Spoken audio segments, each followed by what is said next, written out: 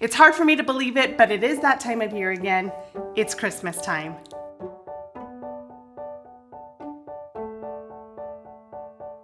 Welcome back to Zested Foods. My name is Christine.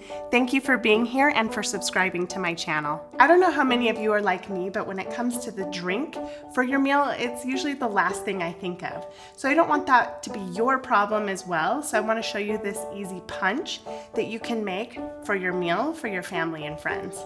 For this drink, all you're going to need is some orange juice, cranberry juice, pineapple juice, and some ginger ale. To a pitcher, you're going to add 2 cups of orange juice,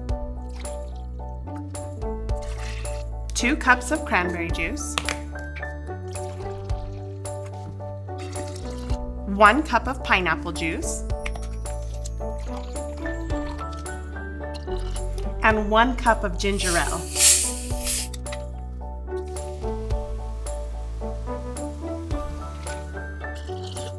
And mix everything together.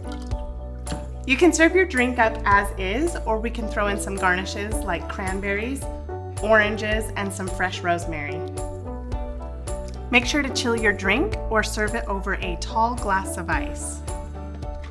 What is your favorite thing to drink during the holidays?